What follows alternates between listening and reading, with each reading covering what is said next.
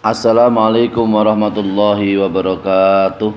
Waalaikumsalam warahmatullahi wabarakatuh. Mengaji kitab Bulughul Maram dengan kitab matan Bulughul Maram nomor hadis 79, Shahifah atau halaman 17, dengan disertai dengan syarahnya yaitu kitab Ibanatul Ahkam dengan nomor hadis yaitu 67 juz 1 Shahifah atau halaman 99 dengan tema yaitu perkara yang membatalkan wudu dari berbagai sumber hadis dari Sahih Bukhari, dari kitab-kitab yang lain, dengan penjelasan sebagai berikut ini.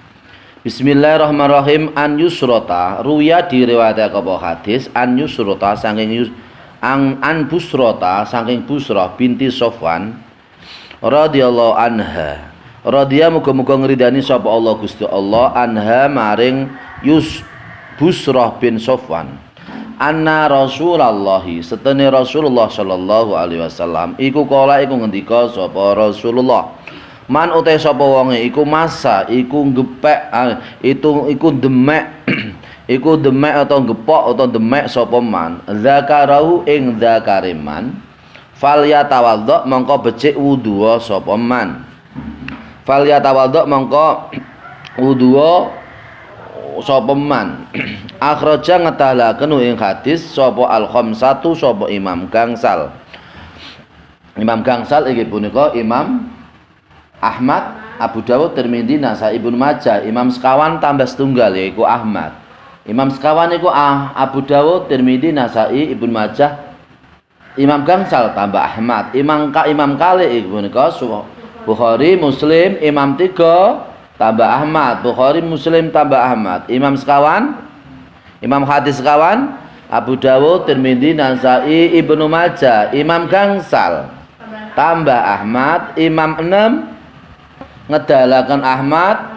Imam sekawan tambah Bukhari, Muslim. Berarti Abu Dawud, Tirmidzi, Nasai, Ibnu Majah, Bukhari, Muslim. Terus Imam pitu, Imam hadis pitu tambah Ahmad. Sedaya iki punika Bukhari, Muslim, Abu Dawud, Tirmidzi, Nasai, Ibnu Majah, Ahmad.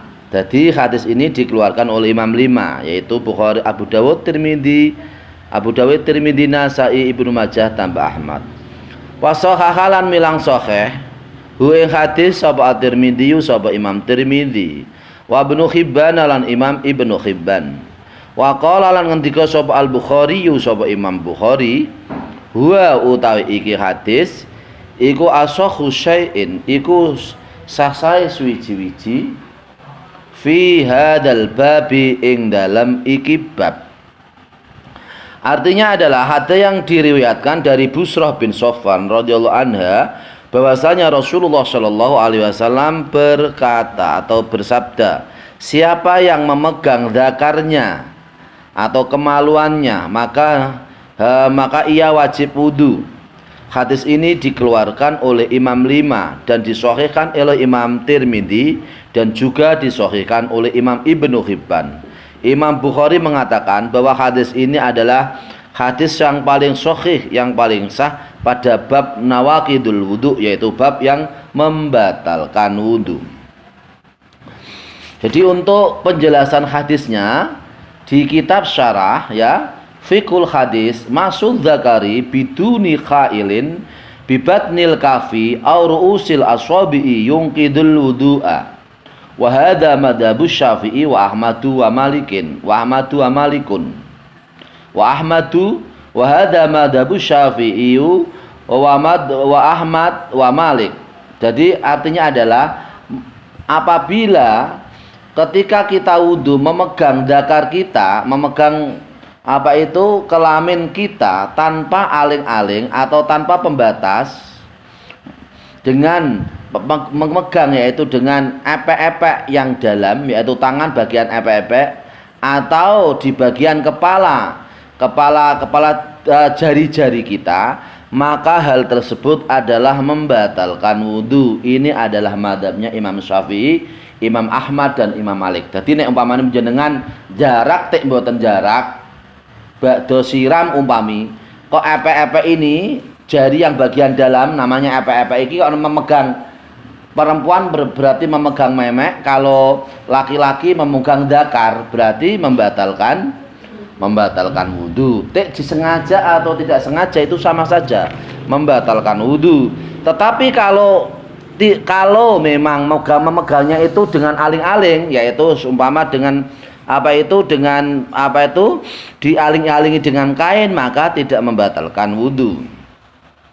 Al-ma'na al-mijmali, makna secara universal, amrul ikhtiyati fid dini ma'lumun bid-darurati harasatan lil aqaidi wa khifdhan lil ibadi min tatarruqil ibtali walida mana asyari'u min masih aurati la'alla yahdi dzalika ila taji syahwati wa ta'arudi lil adza.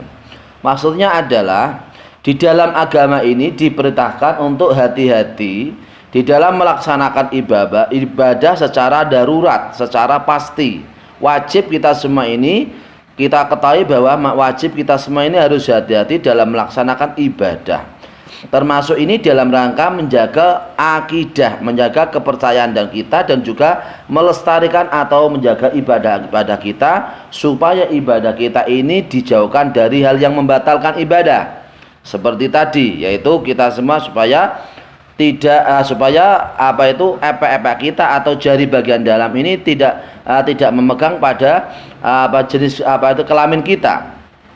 Oleh karena itu Rasulullah Shallallahu Alaihi Wasallam sebagai syari', yaitu orang yang mensyariatkan, yang disyariatkan oleh Rasulullah Shallallahu Alaihi Wasallam, Rasulullah melarang memegang aurat kita, yaitu bagian aurat kita, alat vital kita dipegang dengan tangan kita, supaya tidak terjadi, yaitu terdorong oleh kita semua ini, terdorong oleh syahwat dengan pegangan tangan kita, epek-epek kita memegang bagian jenis kelamin kita, supaya tidak dijauhkan dari syahwat dalam ibadah, dan supaya kita menjauhkan dari kotoran-kotoran. Karena adalah namanya tempat jalan keluar belakang maupun depan itu adalah kotoran-kotoran. Maka di situ fal yatawaddo, maka wajiblah berwudu. Al amru lil ijabi majmuun bilamil amri. Ini adalah menunjukkan wajib melaksanakan wudu kembali apabila kita semua memegang tangan kita bagian dalam ini, memegang zakar kita atau farji kita, jenis kelamin kita, maka termasuk hal tersebut adalah membatalkan wudu. Bismillahirrahmanirrahim. Hadis nomor 28 pada kitab Syarah nomor 80. Bismillahirrahmanirrahim. An Aisyata, ruya diriwayatake apa hadis an Aisyata saking Aisyah radhiyallahu anha. Radhiya muga-muga ngridani sapa Allah Gusti Allah anha maring Aisyah. Anna Rasulullah satune Rasulullah sallallahu alaihi wasallam kala iku ngendika sapa Rasulullah, man utahe sapa wonge iku asaba iku maknani hu ing man apa qaiun apa mutah-mutah au ru'afun utawa mimisen au qolasun utawa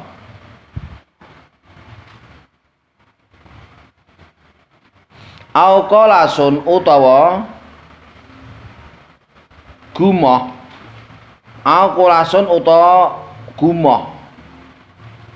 au madhiyun utawa madhi, fal yatawaddo mongko wajib wudu sapa man. Fal yatawaddo mongko wajib wudu sapa man. Sumal yabni mongko keri-keri nerusake sapa man ala sholatihi ing atase sholate man. Wa huwa hale utawi man iku layatakallamu iku mboten guneman sapa man. Akhraja ngedalaken hu ing hadis sapa Ibnu Majah, sapa Imam Ibnu Majah, wa dha'afa lan milang dhaif hu ing hadis sapa Ahmad Imam Ahmad, wa ghairuhu lan liyane Ahmad. Wa ghairu lan liyane Ahmad. Artinya adalah hadis yang diriwayatkan dari Aisyah radhiyallahu anha bahwasanya Rasulullah shallallahu alaihi wasallam bersabda, siapa yang mengeluarkan yaitu utah-utahan atau yaitu mimisen, mengeluarkan darah dari hidung, atau gumoh atau jenis utah-utahan, atau mengeluarkan madhi, maka ia adalah wajib wudu. Maka ia adalah wajib wudu. Berarti apabila sudah wudu kemudian mengeluarkan salah satu ini, berarti wudunya batal. Madhi atau mimisen atau kita mengeluarkan utah-utahan, makanan yang sudah kita makan kemudian kembali keluar, atau gumoh, ya dalam bahasa Jawanya namanya gumoh, utah-utahan tapi jenisnya gumoh yang tidak berasal dari dalam, itu namanya gumoh, atau mengeluarkan mandi, maka semuanya itu adalah membatalkan wudu. Maka jika sudah wudu, maka wudunya harus diulangi. Kemudian jika sudah dilaksanakan wudu kembali, maka kemudian dia dilanjutkan, wajib melanjutkan untuk melaksanakan ibadah sholat dalam keadaan ia tidak berbicara. Hadis ini dikeluarkan oleh Imam Ibnu Majah dan didhaifkan oleh Imam Ahmad dan imam yang lain. Jadi temeriku ada di keterangan pada kitab syarah qai'un itu utah-utahan. Ma yakhruju minal ma'idati ala tariqil fami. Qai'un atau utah-utahan itu apa? Adalah sesuatu yang keluar dari perut. Ma'idah itu perut. Ala tariqil fami, dengan lewat mulut. Jadi sesuatu makanan yang sudah kita makan, yang sudah ada di perut, kemudian ketika kita sudah wudu, kemudian kita terasa mengeluarkan utah-utahan, kemudian tidak bisa kita tahan, kemudian makanan itu keluar dari mulut kita, itu termasuk membatalkan wudu.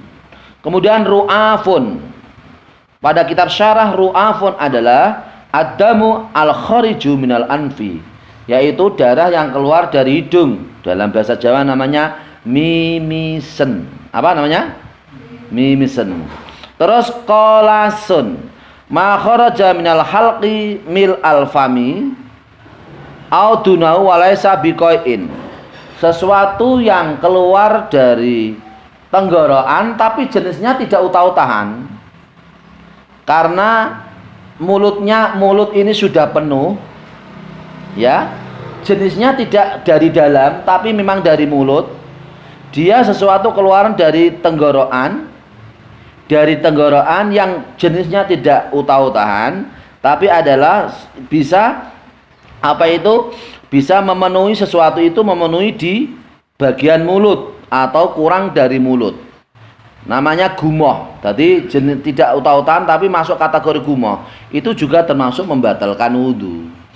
Terus madhyun itu apa pada hadis? Madhyun pada kitab syarah adalah ma'un abyadun la yakhruju indal mula'abati au tadakkuril jima'i au iradatihi.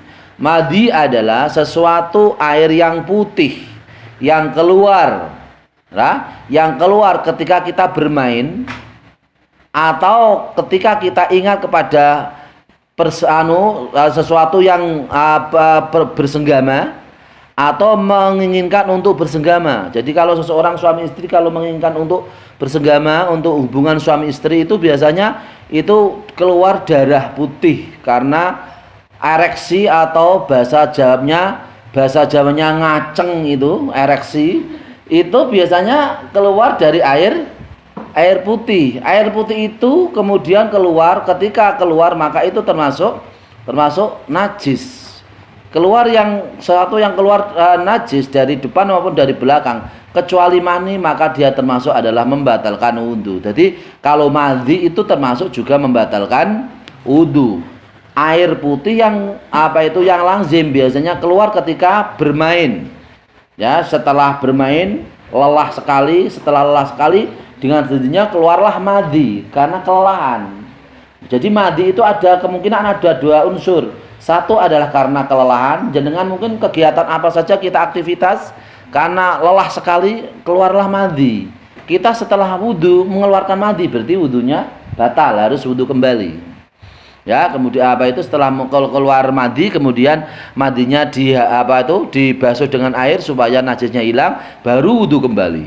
Atau ketika menginginkan jima, suami istri ketika menginginkan jima itu biasanya ada proses ereksi atau ngaceng, bahasa Inggrisnya namanya ngaceng, ya. Itu juga mengeluarkan madi, itu juga membatalkan wudu.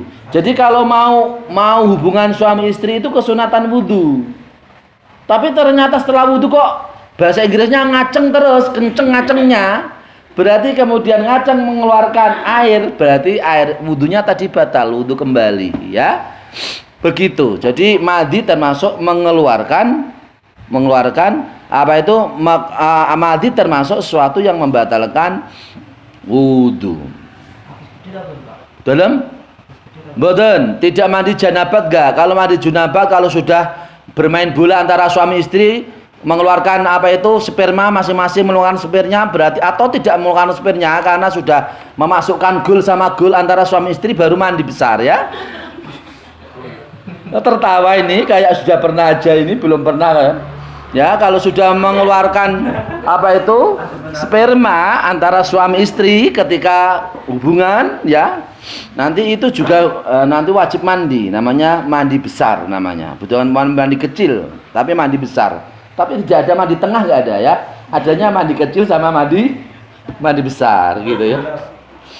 Nah, terus fiqhul hadis, pemahaman hadis begini nih. Yungkidul wudu'a khurujul qa'i wal qalasi minal fami wad dami minal anfil wal madi minadz zakari. Sesuatu yang keluar dari anggota badan kita, baik itu dari mulut maupun dari anggota bagian bawah.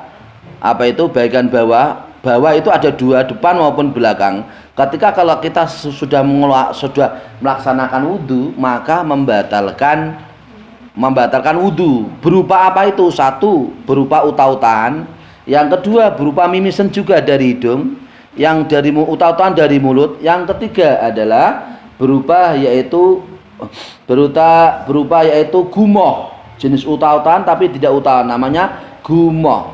Dia adalah sesuatu yang keluar dari tenggorokan saja tapi tidak dari mulut, jadi tenggorokan saja, namanya seperti gumoh kayak gitu, tapi dia bukan uta-utaan. Itu juga membatalkan wudu. Kemudian madhi juga membatalkan wudu. Walil ulama'i aqwalun fi dalika. Fadabat asy-Syafi'iyatu wal Malikiyatu ilal anal qa'a wal qalasa ghairu naqidhaini lil wudu'i.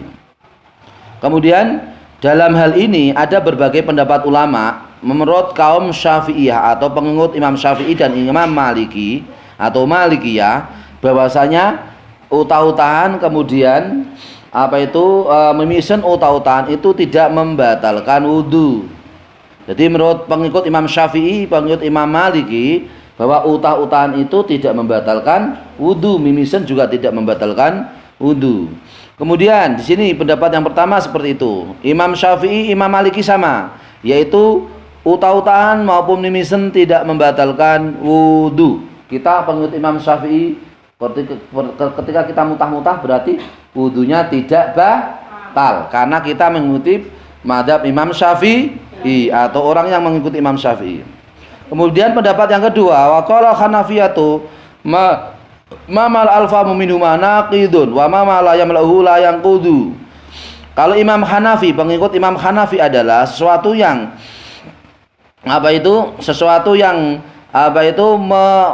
mulut kita menjadi penuh karena gumoh atau bentuknya makanan, maka hal tersebut adalah membatalkan wudu. Apabila tidak memenuhi pada mulut maka tidak membatalkan wudu. Wa faraqa Ahmadu bainal qa'i wal qalasi. Wa qala faqala innal qalasa la yunqidu mutlaqan wa qada qalilu qa'i wa amma kasiruna fanaqidun. Imam Ahmad membedakan antaranya yaitu mutah-mutah sama mimisen. Kemudian Imam Ahmad mengatakan bahwasanya mimisen itu tidak membatalkan wudu secara mutlak. Begitu juga apabila mutah-mutah sedikit itu menurut Imam Ahmad juga tidak membatalkan wudu. Adapun mutah-mutahnya banyak, maka menurut Imam Ahmad adalah membatalkan wudu. Oke. Jadi kita semua pengikut Imam Syafi'i aman, berarti mimisen utah-utahan tidak membatalkan wudu. Wa amad damu al-khariju minal badin mutlaqan faqala Ahmadu bi annahu naqidun. Menurut Imam Ahmad, darah yang keluar dari badan secara mutlak, maka hal tersebut adalah membatalkan wudu. Umpama jatuh mengeluarkan darah mimisen atau bentuk apa saja yang keluar secara mutlak dari badan, menurut Imam Ahmad ini membatalkan wudu. Wa qala Abu Hanifah yunqidu bi syarti syailani syailani. Menurut Imam Abu Hanifah, dengan syarat darah itu mengalir maka membatalkan wudu. Kalau tidak mengalir menurut Imam Abu Hanifah tidak membatalkan wudu. Wa qala al-Malikiyatu khurujud dami minal batuni ghairu naqidin. Wa qadza la kharaja minas sabilani khalisan minal bauli.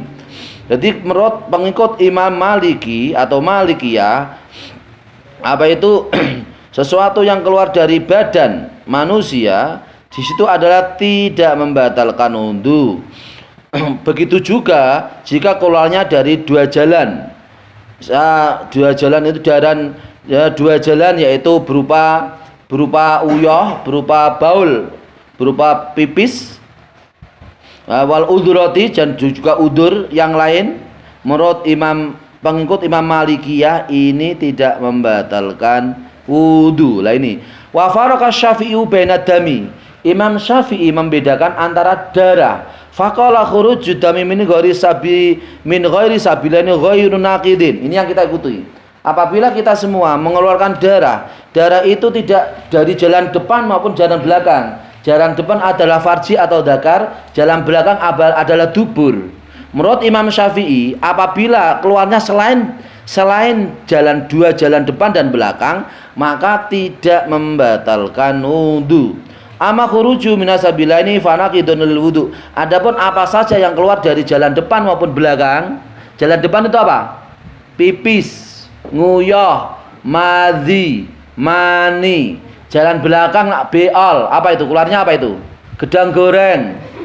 Ya, sejenis itu yang jalan belakang, yaitu dubur. Semuanya itu menurut Imam Syafi'i adalah membatalkan wudu.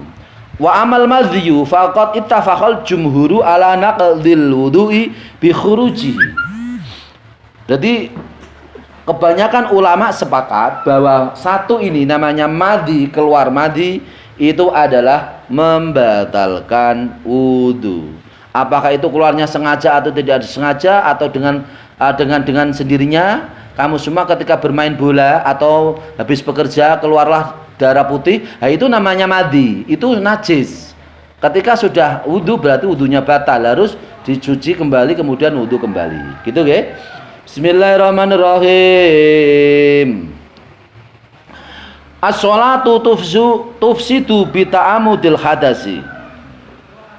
Jadi ketika terjadi hadas kecil maupun hadas besar, maka ketika kita melaksanakan sholat, maka sholat kita batal. Rusak artinya batal. Jadi ketika kita sholat itu kok jujur mengeluarkan kentut, bau yang punya ciri khas khusus, baunya setelah itu ciri khasnya, atau langsung ciri khas bentuknya seperti geban gembes, bes, itu juga batal sholat kita. Di tengah-tengah sholat mengeluarkan suara atau angin itu juga batal, seperti ban gembes, bes, ya. Nah, itu juga sholat kita batal. Atau langsung mungkin kita ketika mencret, ketika sholat langsung mengeluarkan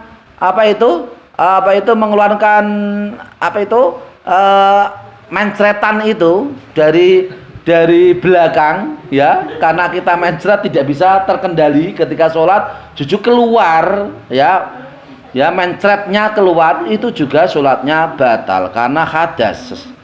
Wa alaihi jumhuru, dan ini sudah menjadi kesepakatan kebanyakan para ulama, jumhurul ulama. Ngoten nggih. Wa qala Asy-Syafi'i wa Ahmadu innal hadasa mujibun lil istinafis sholati. Wastadalla bi hadisin idza fasa ahadukum fi sholati falyansharif wal yatawadda wal yaud. Imam Syafi'i mengatakan dan juga Imam Ahmad mengatakan, apabila seseorang hadas seperti kentut atau mengeluarkan sesuatu dari depan atau dari belakang, maka seseorang ini harus mengulang kembali untuk melaksanakan sholat, karena di saat sholat maka sholatnya batal. Di saat tengah-tengah sholat, awal atau tengah atau mengawali sholat, ketika hadas kecil maupun hadas besar, maka di situ adalah harus mengulangi kembali sholatnya. Karena sholat yang telah ia lakukan di saat sholat itu hadas, mengeluarkan hadas, maka adalah batal, sholatnya batal, maka dia ulangi kembali. Hal ini Imam Syafi'i berdasar dalil sebuah hadis, apabila salah satu di antara kalian sholat kamu itu adalah rusak, maka adalah kamu awali kembali, dan kamu maka ia adalah wajib berpaling dari sholatnya, dan ia wajib wudu kembali dan mengulangi sholatnya. Ini adalah dasar Imam Syafi'i dan Imam Ahmad, termasuk kita pengikut Imam Syafi'i. Apabila hadas di setengah-tengah sholat, maka sholat kita tadi di saat yang sudah kita lakukan adalah batal dan harus diulang kembali. Bismillahirrahmanirrahim. Bismillahirrahmanirrahim. Hadis nomor 81 pada kitab syarah. Pada kitab syarah 79, pada kitab matan 81. Bismillahirrahmanirrahim. An Jabir bin Samurah, saking Jabir bin Samurah radhiyallahu anhu, anna rajulan, sak temene tiang jaler, berarti sahabat, sa'ala iku tangklet sapa rajulan an nabiyya ing Nabi Muhammad sallallahu alaihi wasallam. Atawaddu ana tah kena, atawaddu ana tah kena wudu sapa rajul min luhumil ghanami, saking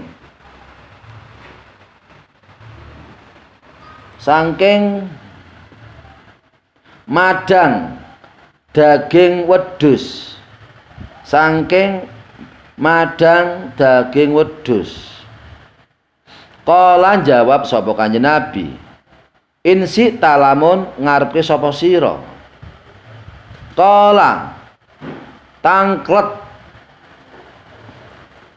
sapa rajul, atawadhu ana ta wudu, wajib wudu sapa ingsun, min luhumil ibili, saking madang daging unta.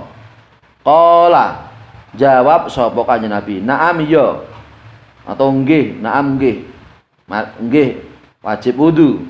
Akhraja ngedalaken ing hadis sapa Muslimun, sapa Imam Muslim. Artinya adalah hadis yang sumbernya dari Jabir bin Samurah radhiyallahu anhu, bahwasanya seorang, yaitu sahabat, bertanya kepada Rasulullah sallallahu alaihi wasallam, "Hei Rasulullah, saya ini sudah berwudu, kemudian saya makan daging kambing, apakah saya harus wudu kembali ya Rasul?" Rasul menjawab, jika kamu kehendaki silakan wudu, jika tidak ya tidak apa-apa. Kemudian rajul atau sahabat tadi juga bertanya, apakah saya ketika sudah makan daging unta apakah wudu ya Rasulullah? Rasulullah menjawab, ya wudu, kamu lebih baik wudu. Hadis ini dikeluarkan oleh Imam Muslim dalam kitab Sahih Muslim. Nah, ini pada kitab syarah Fikul hadis, pemahaman hadis, la yungqidul wudu'a aklu luhumil ghanami. Memakan daging kambing itu tidak membatalkan wudu. Dan makan apa saja, kita makan minum setelah wudu, kemudian kita makan minum, makan apa saja tidak membatalkan wudu. Kemudian pemahaman hadis yang kedua, yang qudul wudu'a aklu luhumil ibli wa bi akhoda Ahmadu. Menurut Imam Ahmad, makan daging unta setelah wudu maka wudunya adalah batal. Hadis ini yang digunakan oleh Imam Ahmad. Setelah makan daging unta, maka hal tersebut membatalkan wudu. Ini hadis ini yang menjadi dasar oleh Imam Ahmad. Kemudian waqalal jumhuru bi adabi naqdi. Menurut jumhurul ulama, kebanyakan ulama tetap tidak batal, seperti halnya makan yang lain. Makan minum, makan nasi, makan apa saja buah-buahan ketika setelah wudu tidak batal, ya. Ini menurut jumhurul ulama atau kebanyakan ulama, termasuk kita semua yang kaum yang mengikuti Imam Syafi'i. Wa ajabu anhu binashil hadis. Hadis ini adalah hadis yang nasakh, hadis yang dimansuh. Jumhurul ulama, kebanyakan ulama mengatakan bahwasanya hadis ini adalah hadis yang dinasakh, hadis yang dirombak atau dinasakh. Wa hamlul wudu alal wudu al-lughawi wa huwa al-madmadatu izalatan lidusumatihi. Jadi di sini apa itu?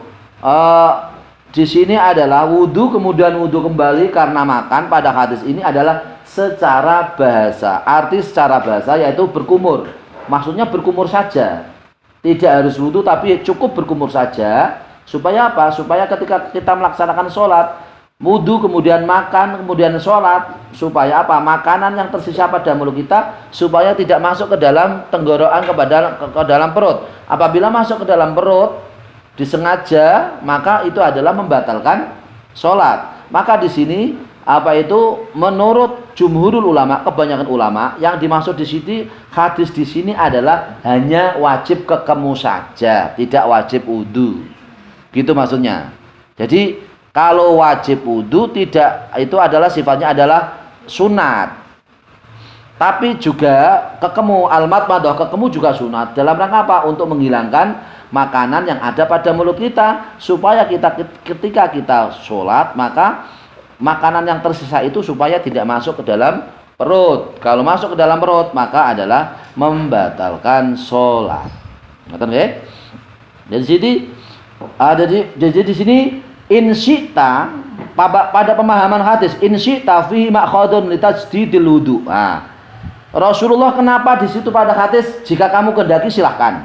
Itu maksudnya adalah ini adalah ma'khad atau dasar tajdidul wudu, memperbarui wudu lebih baik. Wudu silakan, tidak wudu silakan. Wudu kembali malah lebih baik karena termasuk tajdid, termasuk memperbarui wudu. Litajdidil wudu'i alal wudu'i, jadi memperbarui wudu setelah wudu. Jadi kalau makan kemudian kita wudu kembali itu lebih baik, namanya tajdidul wudu, memperbarui wudu. Tidak pun juga tidak apa-apa. Ada hukima bi adami naqdil wudu'i min akli luhumil ghanami. Dihukumi ketika kita makan daging kambing maka termasuk tidak membatalkan wudu. Wa jazalahul wudu wa tajdidul wudu ala wudu. Dan juga boleh wudu kembali, namanya tajdidul wudu, memperbarui wudu yang sudah ada. Karena wudu tadi yang pertama itu tidak batal. Jadi wudu kedua itu bukan wudu dalam rangka tadi wudu pertama batal, karena wudu yang pertama tidak batal, namanya tajdidul wudu, yaitu memperbarui wudu itu hukumnya sunat. Ngoten nggih? Itu pemahaman hadis begitu. Bismillahirrahmanirrahim. An Abi Hurairah radhiyallahu anhu qala ngendika Abi Hurairah qala ngendika sapa nabiyyu sapa Nabi Muhammad sallallahu alaihi wasallam. Qala ngendika sapa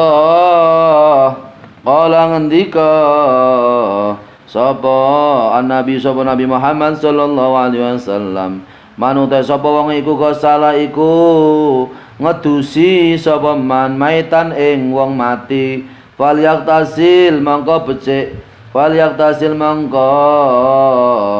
Falyaqtasil mongko becik atau sunat adus sapa man. Falyaqtasil mongko becik atau sunat adus sapa man. Waman utai sapa wong iku hamala iku nggawa utawa nggotong sapa man hu ing mayit gotong tangga sapa man hu ing mayit. Fal yatawadda mongko becik wudu sapa man. Fal yatawadda mongko becik wudu sapa man. Akhraja utawa asal maknane ngeten. Fal yatawadda mongko becik utawa sunat wudu sapa man. Hukume sunat nggih. Sunat wudu sapa man. Boten wajib tapi sunat. Lam ning kono mboten lam wajib tapi lam sunat. Akhraja ngedalaken hadis sapa Ahmad sapa Imam Ahmad wa Nasa'i lan Imam Nasa'i wa Tirmidzi lan Imam Tirmidzi wa hasana lan milang hadis hasan sapa Tirmidzi hu ing hadis. Wa qala ngendika sapa Ahmad Imam Ahmad la yasikhu ora safiha fil bait ing dalem iki fil bab ing dalem iki bab apa syai'un apa suwiji-wiji artinya adalah hadis yang diriwayatkan dari Abu Hurairah radhiyallahu anhu, ia berkata Rasulullah sallallahu alaihi wasallam atau Nabi Muhammad sallallahu alaihi wasallam telah bersabda, siapa yang memandikan mayit maka ia setelah memandikan mayit disunatkan ia adalah bermandi kembali. Begitu juga siapa yang memikul atau menggotong mayit maka disunatkan ia berwudu. Hadis ini dikeluarkan oleh Imam Ahmad, Imam Nasa'i dan Imam Tirmidzi dan dikatakan hadis hasan oleh Imam Tirmidzi. Kemudian Imam Ahmad mengatakan pada hadis ini tidak ada suatu hadis yang sahih. Berarti Imam Ahmad mengatakan hadis ini adalah bukan hadis yang sahih. Jadi kalau pemahaman hadis di sini, fikul hadis masyru'iyatu istighbabil ightisali min ghuslil mayyiti. Yang pertama adalah ketika kita semua sudah memandikan mayit, mungkin kita memandikan saudara kita atau orang tua atau kakak atau siapapun, adik, siapapun, ketika kita sudah memandikan mayit, maka setelah kita memandikan mayit kita disunatkan untuk mandi, ya, disunatkan untuk mandi. Masyru'iyatu istighbabil wudu'i min khamil mayiti. Begitu juga setelah kita menggotong mayit atau membawa mayit, maka juga ketika kita membawa mayit atau menggotong mayit, maka di situ kita disunatkan untuk wudu. Jadi apabila kita mau menggotong atau membawa mayit ke dalam kuburan, maka kita disunatkan wudu. Ngoten nggih? Al makna al ijmali, makna secara universal. Lama kana aslul mayyiti madonatun lil ta'arudi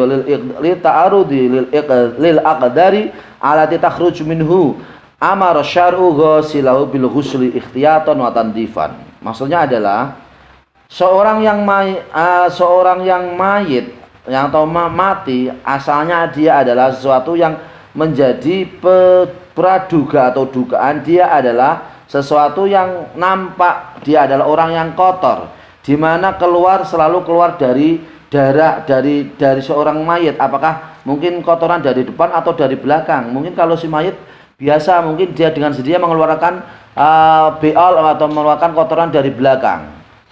Kemudian di sini karena asumsi atau dugaan atau dzon bahwasanya mayit itu adalah selalu mengeluarkan kotoran dari depan maupun dari belakang, maka Rasulullah Shallallahu Alaihi Wasallam mengajarkan, mensyariatkan supaya orang yang sudah memandikan si mayit maka dia kesunatan untuk mandi ikhtiyatan wa tandifan, untuk hukum hati-hati dan untuk hukum kebersihan. Wa amara hamilau bil wudu. Begitu juga orang yang menggotong mayit, Rasulullah memerintahkan untuk berwudu. Wa ala hadza fi man basyara badanu bil hamli. Begitu juga orang yang orang yang kulitnya bertemu dengan si mayit di mana diduga adalah najis, maka di situ adalah apa itu orang yang menggotong mayit itu kesunatan untuk wudu.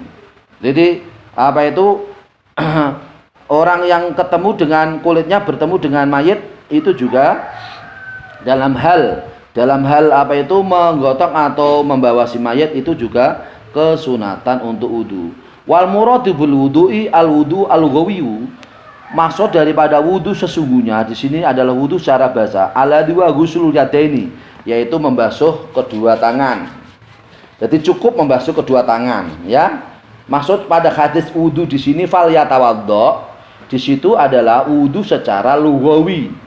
Wudu secara bahasa, yaitu membasuh kedua tangan. Ketika gotong ini loh, ketika gotong itu kesunatan untuk kedua tangan kita dibasuh kemudian baru gotong mayit, gitu ya. Karena wudu di sini bukan wudu sesungguhnya menurut syar'an, tapi wudu yang di sini adalah menurut lugawi, yaitu kita hanya kesunatan untuk mencuci tangan kemudian baru gotong mayit. Au amara bidzalika ta'abudan ala anu lam yakul ahadun minal a'immati biistighbabil wudu'i li hamil mayyiti. Atau boleh kita semua wudu yang sesungguhnya dalam rangka untuk ibadah kepada Allah Subhanahu wa taala. Karena tidak adanya beberapa imam hadis yang mengatakan kesunatan wudu ketika menggotong mayit. Jadi ketika gotong mayit itu tidak disunatan wudu. Wudu boleh, tidak wudu juga boleh. Wudu lebih baik, tidak wudu. Wudu tidak ada penjelasan untuk sunat, tidak wudu juga tidak apa-apa. Jadi imam beberapa imam itu tidak ada yang mengatakan bahwa memikul mayit itu kesunatan wudu, enggak ada yang mengatakan seperti itu. Maka kita berniat untuk ibadah kepada Allah Subhanahu wa taala. Begitu juga kalau kita niat beribadah kepada Allah Subhanahu wa taala, maka kita hanya kesunatan yaitu mencuci tangan dalam rangka menggotong wudu, menggotong mayit, mencuci tangan menggotong mayit. Lebih baik wudu ketika menggotong mayit, tidak wudu juga tidak apa-apa. Nggih. Terus ngeten.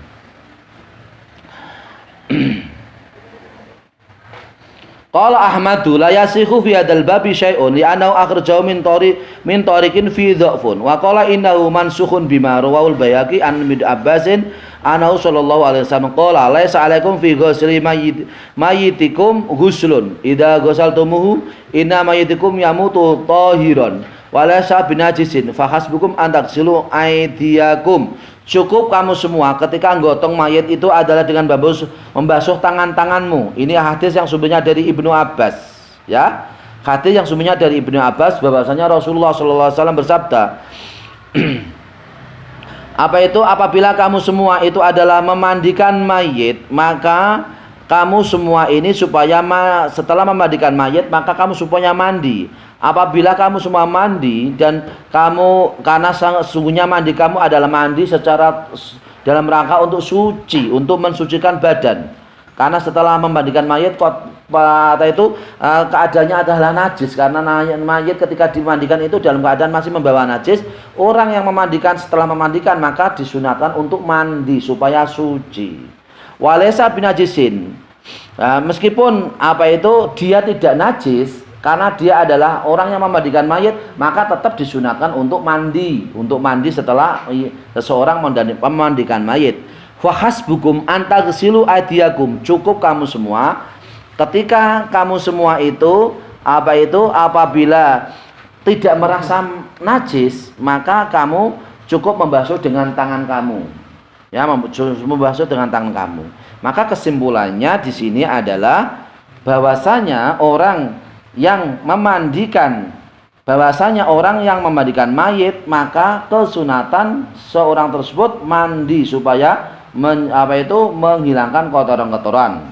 Kemudian selanjutnya orang yang menggotong mayit atau memikul mayit maka juga kesunatan untuk mandi, tapi mandi di sini kesunatan untuk wudu, tapi wudu secara bahasa yaitu mencuci kedua tangan. Cukup mencuci dua tangan. Kalau wudu sesungguhnya boleh, malah lebih baik, ya, malah lebih sempurna, malah lebih baik.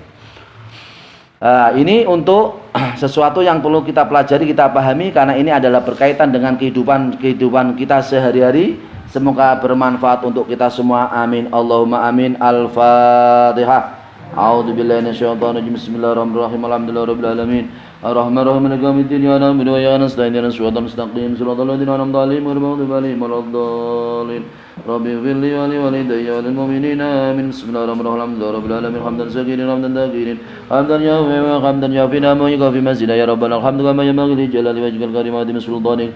Allahumma shalli ala sayyidina Muhammadin wa ala sahbihi wa barik wa sallim ajmain. Allahumma shalli ala sayyidina Muhammadin ya Allahumma ighfir lana dhunubana khatayana wa li walidayna warhamna kama rabbana shighra. Allahumma ighfir lana dhunubana ghafir anna sayyi'atina wa tawaffana ma'al abrar.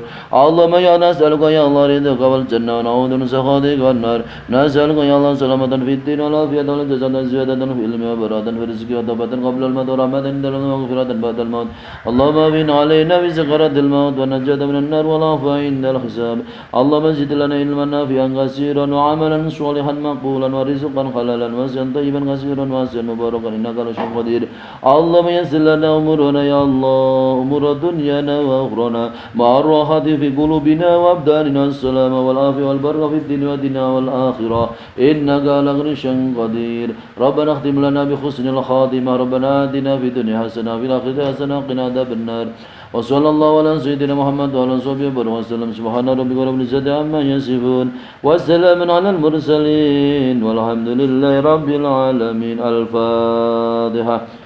أعوذ بالله من الشيطان الرجيم بسم الله الرحمن الرحيم الحمد لله رب العالمين الرحمن الرحيم مالك يوم الدين إياك نعبد وإياك نستعين اهدنا الصراط المستقيم صراط الذين أنعمت عليهم غير المغضوب عليهم ولا الضالين رب اغفر لي ولوالدي وللمؤمنين آمين.